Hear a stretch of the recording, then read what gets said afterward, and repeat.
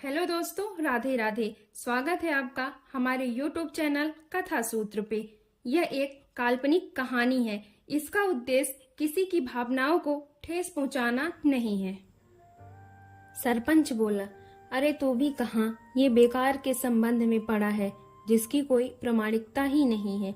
गगन तो बच्चा है, समझा उसे। यह सब दरवाजे के पास खड़ी सरला सुन रही है। सिर ढकते हुए अंदर से ही बोली, संबंध की प्रामाणिकता हृदय से होती है। माफ करें मालिक, हम राखी को आपको नहीं दे सकते। निज को भी बोला, हाँ मालिक, मैं बीमारी से मरना पसंद करूंगा, पर अपनी राखी को देकर जीना नहीं। निज को नीचे बैठा सिर झुकाए हाथ जोड़े बोला, मालिक हमें क्षमा करें, इस बार हम आपका आदेश मानने में असमर्थ हैं। फिर क्या था, दयापाल गुस्से से उबलते हुए वहां से चला गया। निचकू और सरला इन सब से परेशान और डरे गांव छोड़ने का मन बना लेते हैं कि सुबह होते ही हम यहाँ से चले जाएंगे और जो थोड़ी कर्ज है उसे घर और जमीन से मुक्ता देंगे। पर होनी को कौन टाल सकता है, होता वही है आखिर जो होना होता है। अर्धरात्रि में निचकू की तेज बुखार से मृत्यु हो जाती है। सुबह जब सरला निचकू को इतनी देर तक बिस्तर पर लेटे देखी तो परेशान होकर उसके पास जाकर बोली, अरे सुनते हो, उठो जल्दी, जाना भी है ना, इससे पहले कि लोगों को पता चले हम निकल जाते हैं। सरला निचकू को खूब हिलाई और पुकारी, पर मरे हुए लोग कभी बोल सकते हैं क्या। सरला जान गई है कि निचकू की मृत्यु हो गई, पर वह यह मानना नहीं चाह रही कि मेरी जिंदगी ऐसे अचानक से सब पलट जाएगी। सरपंच भी आता है। सरला सरपंच को देखकर डर जाती है, पर वो कर भी क्या सकती है।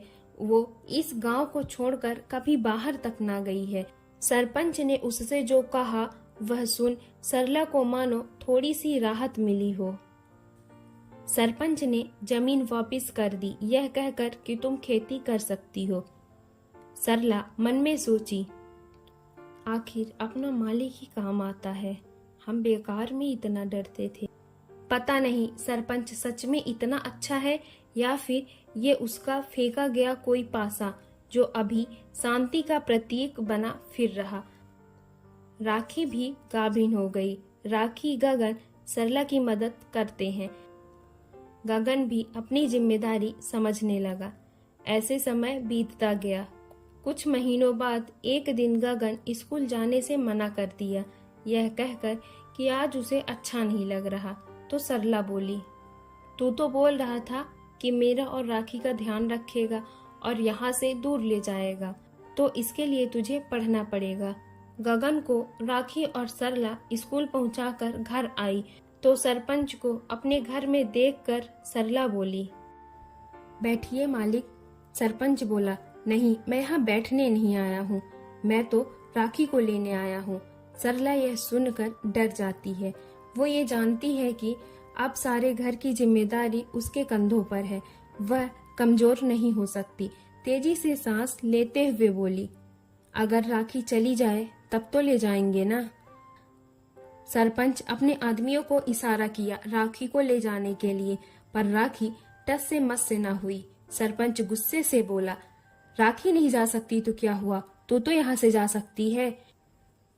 इतना कहकर सरपंच अपने आदमियों से सरला को घर से बाहर निकलवाने लगता है। यह सब राखी देखकर सरला के पास आती है और उन्हें डराने लगती है। सरपंच राखी को ऐसे देख राखी को खूंटे से बांध देता है और सरला का बाल पकड़कर उसे घसीटते हुए बाहर निकालने लगा। सरला बोली, राखी राखी। राखी खूंटे सहित सरपंच की ओर दौड़ी और उसे मारने लगी। सरपंच के आदमी राखी को मारने लगते हैं। सरला डरते हुए गांव वालों के घर घर दौड़ने लगी कि कोई आके उसकी राखी को बचाए, पर गांव वाले अपना अपना दरवाजा बंद कर लिए, क्योंकि उनका मानना है कि क्यों अपने पैरों पर कुल्हाड़ी मारे। सरला हर दरवाजे पर गई, पर कोई भी मदद के लिए आगे नहीं आया। सरला डंडा लेकर आदमियों को मारने लगी, पर वो अकेले 6-7 आदमियों को कैसे रोक पाती। राखी जब तक सरपंच को अधमरा नहीं की तब तक वह खुद भी पिटती रही और सरपंच को भी मारती रही। फिर वह गिर गई। सरला दौड़कर उसके पास आ गई। स्कूल की छुट्टी होते ही गगन भागकर घर आया, पर वहाँ भीड़ और अपनी माँ की गोद में राखी को देखकर, जिसके शरीर में डंडे के निशान हैं, ये देख गगन रोते हुए भागकर उसके पास जाकर बोला, माँ मेरी राखी को चोट कैसे लगी? सरला अपनी साड़ी फाड़कर गगन को देते हुए बोली, इसे राखी को बांध दे। गगन रक्षा सूत्र के रूप में उसे बांध देता है। राखी कुछ समय में एक बछड़ी को जन्म देते ही मर जाती है। ऐसे ही अनोखी कहानियों के लिए मेरे चैनल को प्लीज लाइक, शेयर और सब्सक्राइब करें। Thank you so much.